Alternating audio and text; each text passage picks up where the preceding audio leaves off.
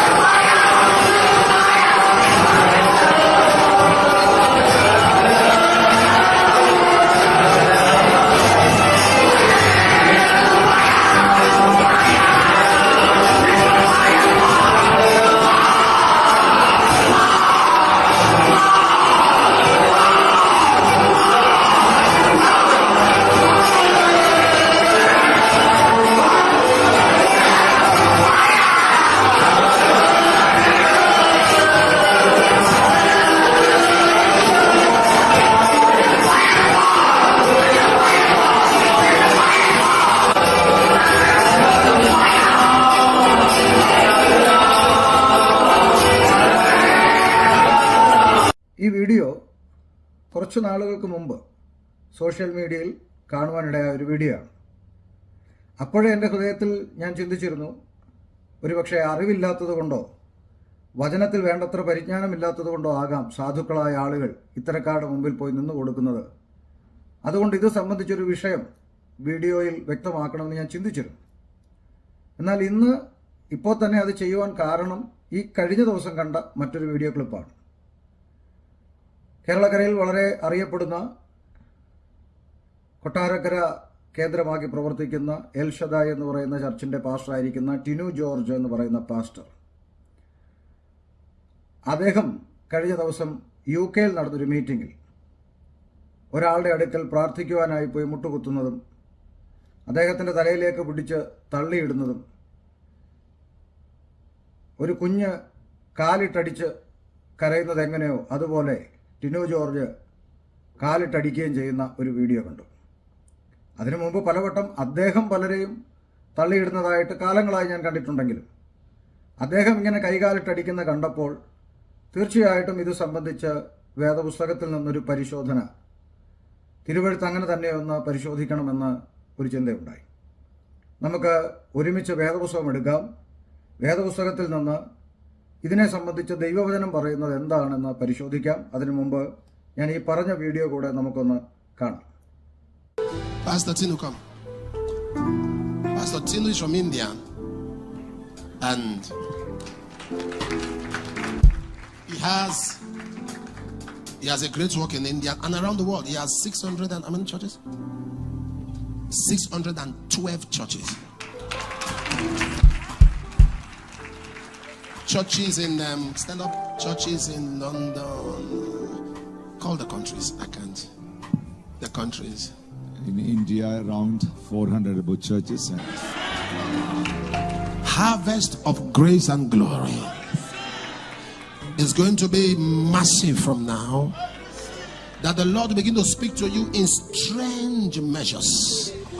Pick him up in strange dimensions. You will hear the voice of God. Bigger crusades, bigger encounter, bigger manifestation. Fresh in the name of Jesus. Congratulations, Pastor Tino. Blessed be your name, Lord.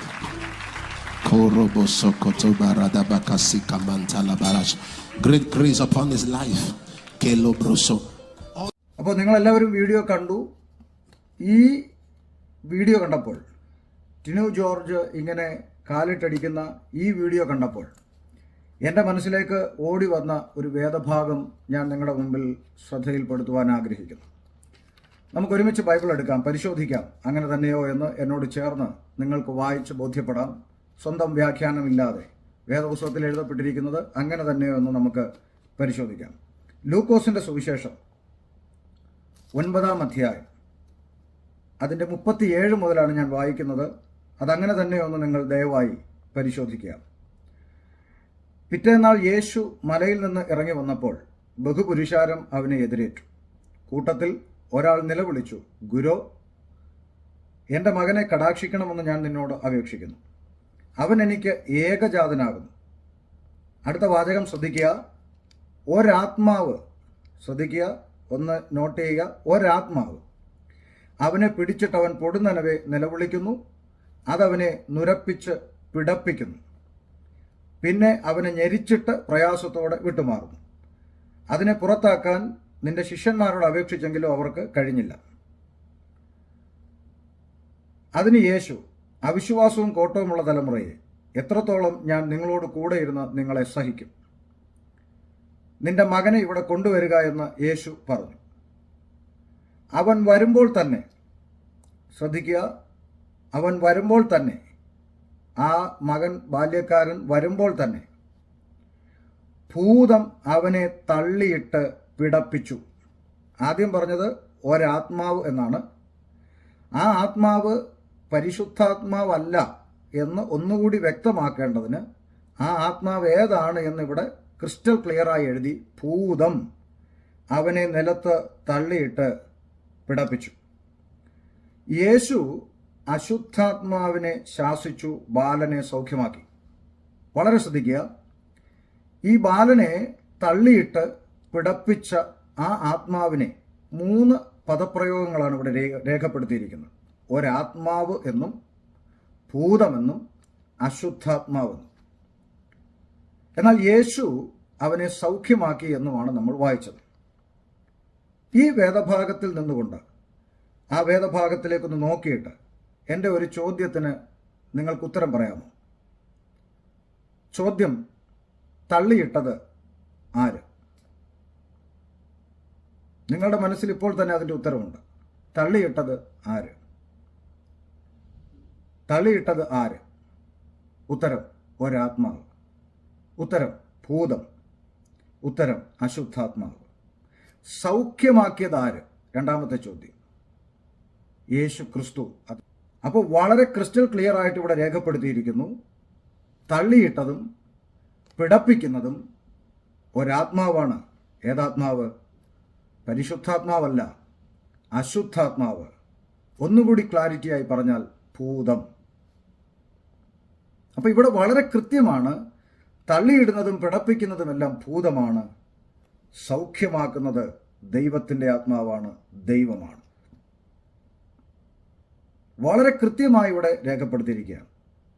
ഇനി നിങ്ങൾ വാഗ്ദത്ത പ്രകാരം എന്നേക്കും ഇരിക്കേണ്ടതിന് പന്തക്കോസ്ത് നാളിൽ പരിശുദ്ധാത്മാവിനെ ദൈവജനത്തിനിടയിലേക്ക് അയച്ച കാലം തുടങ്ങി അങ്ങോട്ട് നിങ്ങൾ വേദപുസ്തകം പരിശോധിക്കൂ. എവിടെയെങ്കിലും പരിശുദ്ധാത്മാവ് ഒരുത്തനെ നിലത്ത് തള്ളിയിട്ടു എന്നൊരു പ്രയോഗം നിങ്ങൾക്ക് കാണുവാനായിട്ട് സാധിക്കില്ല.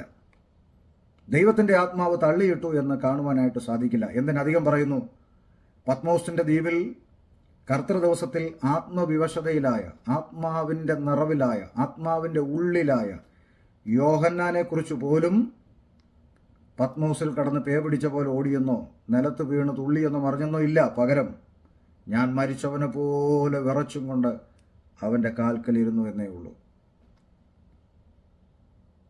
അപ്പോൾ അടുത്തൊരു ചോദ്യം, ദൈവം ആരെയെങ്കിലും തള്ളിയിടുമോ?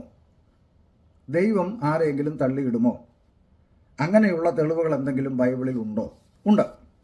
ദൈവം തള്ളിയിടുന്നത് ആരെയൊക്കെയാണ് നമുക്ക് പരിശോധിക്കാം. വെളിപ്പാട് പുസ്തകത്തിലേക്ക് വരാം. വെളിപ്പാട് പുസ്തകം 12-ാം അധ്യായം 10-ാം വാക്യം ഞാൻ വായിക്കുന്നു, ശ്രദ്ധിക്കുക. അപ്പോൾ ഞാൻ സ്വർഗത്തിൽ ഒരു മഹാശബ്ദം പറഞ്ഞു കേട്ടത്, ഇപ്പോൾ നമ്മുടെ ദൈവത്തിൻ്റെ രക്ഷയും ശക്തിയും രാജ്യവും അവൻ്റെ ക്രിസ്തുവിൻ്റെ ആധിപത്യവും തുടങ്ങിയിരിക്കുന്നു. നമ്മുടെ സഹോദരന്മാരെ രാപ്പകൽ ദൈവസന്നിധിയിൽ കുറ്റം ചുമത്തുന്ന അപവാദിയെ തള്ളിയിട്ട് കളഞ്ഞല്ലോ. ദൈവം തള്ളിയിട്ടു. ആരെ തള്ളിയിട്ടു? രക്ഷിക്കപ്പെട്ട് സ്നാനപ്പെട്ട് ആത്മാവിൽ ദൈവത്തെ ആരാധിക്കുന്ന ഒരു ദൈവപൈതലിനെയോ അല്ല. ദൈവത്തിൻ്റെ അഭിഷിക്തന്മാരെ, ദൈവമക്കളെ രാപ്പകൽ കുറ്റം ചുമത്തുന്ന അപവാദിയെ തള്ളിയിട്ടു. ഇനി ദൈവം ആരെ തള്ളിയിട്ടത്? വെളിപ്പാട് പുസ്തകം 20-ന്റെ 3-ാം വാക്യത്തിലേക്ക് വരാം. വെളിപ്പാട് പുസ്തകം 20-ന്റെ 3-ാം വാക്യം. 1000 ആണ്ട് കഴിയുവോളം ജാതികളെ വഞ്ചിക്കാതിരിപ്പാൻ അവനെ അഗാധത്തിൽ തള്ളിയിട്ടു അടച്ചുപൂട്ടുകയും മീതെ മുദ്രയിടുകയും ചെയ്തു. ഇവിടെ ആരെയാ തള്ളിയിട്ടത്? പിശാചിനെയും സാത്താനെയുമാണ് ദൈവം തള്ളിയിട്ടത്. അഗാധകൂപത്തിൽ തള്ളിയിട്ടു, മുദ്ര വെച്ചു. ദൈവമക്കളെ അല്ല. ഇനിയും വെളിപ്പാട് പുസ്തകം 20-ാം അധ്യായം 10-ാം വാക്യം. അവരെ വഞ്ചിച്ച പിശാചിനെ മൃഗവും കള്ളപ്രവാചകനും കിടക്കുന്ന ഗന്ധക തീപ്പൊയ്കയിലേക്ക് തള്ളിയിടും. വളരെ കൃത്യമാണ്. അവിടെയും ദൈവമക്കൾക്ക് റോളില്ല. ഇനി വെളിപ്പാട് 20-ന്റെ 14. മരണത്തെയും പാതാളത്തെയും തീപ്പൊയ്കയിൽ തള്ളിയിട്ടു. ഇവരെല്ലാം ഇപ്പൊ തള്ളിയിടുന്നത് തീ തീ തീ തീ എന്ന് പറഞ്ഞുകൊണ്ടാണ്. അപ്പോഴത്തന്നെ ഉറപ്പിച്ചോണം, ഇവരെല്ലാം പാതാളത്തിന്റെ വക്താക്കളാണ്. വളരെ ക്ലിയറാണ്. ഇനിയും വെളിപ്പാട് പുസ്തകം 20-ന്റെ 15-ാമത്തെ വാക്യത്തിൽ ജീവപുസ്തകത്തിൽ പേരെഴുതി കാണാത്ത ഏവനെയും തീപ്പൊയ്കയിൽ തള്ളിയിടും. പ്രിയ സഹോദരങ്ങളെ, വളരെ കൃത്യമായി രേഖപ്പെടുത്തിയിരിക്കുന്നു. ഒന്ന്, ദൈവസഭയ്ക്കകത്ത് അല്ലെങ്കിൽ ദൈവജനത്തെ പിടിച്ച് തള്ളിയിടുന്നത് പരിശുദ്ധാത്മാവല്ല. അത് ദുരാത്മാവാണ്, അശുദ്ധാത്മാവാണ്, ഭൂതമാണ്. ദൈവത്തിൻ്റെ പരിശുദ്ധാത്മാവ് സൗഖ്യമാക്കുന്നവനാണ്. ദൈവത്തിൻ്റെ പരിശുദ്ധാത്മാവ് വിടുവിക്കുന്നവനാണ്. ദൈവത്തിൻ്റെ പരിശുദ്ധാത്മാവ് ഒരിക്കലും ആരെയും തള്ളിയിടുന്നവനല്ല. അപ്പോൾ ചോദ്യം ആവർത്തിക്കുന്നു, തള്ളിയിടുന്നത് ആര്? ഉത്തരം ഭൂതം. സൗഖ്യമാക്കുന്നത് ആര്? ഉത്തരം യേശു ക്രിസ്തു. അങ്ങനെയെങ്കിൽ ഇനി മുമ്പോട്ടുള്ള നിങ്ങളുടെ ആത്മീയ ജീവിതത്തിലും നിങ്ങളെ തള്ളിയിടുവാൻ നിങ്ങളുടെ അടുക്കിലേക്ക് വരുന്ന എല്ലാ ഭൂതങ്ങളുടെ പിടിയിൽ നിന്നും നിങ്ങൾ ഒഴിഞ്ഞു നിൽക്കുക. നിങ്ങളുടെ തലയിലോട്ട് കൈവച്ച് നിങ്ങളെ തള്ളിയിടാൻ ഏതെങ്കിലും ഭൂതം മുന്നോട്ട് വന്നാൽ നിങ്ങൾ ആ ഭൂതത്തിൻ്റെ പിടിയിൽപ്പെടാതെ മാറി നിൽക്കുക. കഴിയുമെങ്കിൽ തിരിച്ചൊരു തള്ളു കൊടുത്താലും തരക്കേടില്ല എന്നാണ് എൻ്റെ ഭാഷ. അതുകൊണ്ട് ഞാൻ നിങ്ങളോട് പറയുന്നു, ഇത്തരത്തിൽ വചനവിരുദ്ധമായ കൾട്ടുകളുടെ മുമ്പിൽ പോയി നിങ്ങൾ തല വെച്ച് കൊടുക്കരുത്. അങ്ങനെ തള്ളിയിട്ട് നടുവിടിച്ചു വീണും ശരീരത്തിൽ കഷ്ടം അനുഭവിക്കുന്ന ഒത്തിരി ആളുകൾ ആത്മീയ ലോകത്തിലുണ്ട്. അതുകൊണ്ട് ഈ ദൈവവചനം അങ്ങനെ തന്നെ ഒന്ന് പരിശോധിച്ച് പരിശുദ്ധാത്മാവ് ഇത് ശരിയാണ് എന്ന് നിങ്ങൾക്ക് ബോധ്യം വരുത്തുന്നെങ്കിൽ നിങ്ങളോ നിങ്ങളുടെ കുഞ്ഞുങ്ങളോ ഇത്തരം ഭൂതങ്ങളുടെ അടുക്കൽ പോയി നിൽക്കാനോ നിലത്തേക്ക് വീഴാനോ പിടയ്ക്കാനോ ഇപ്പോൾ കണ്ട വീഡിയോയിൽ കാണുന്ന പോലെ കയ്യും കാലും വിട്ട് അടിക്കാനോ ഇടയാകാതിരിക്കാൻ ഈ സന്ദേശം നിങ്ങൾക്ക് അനുഗ്രഹമായി തീരട്ടെ എന്ന് പ്രാർത്ഥിക്കുന്നു. God bless you.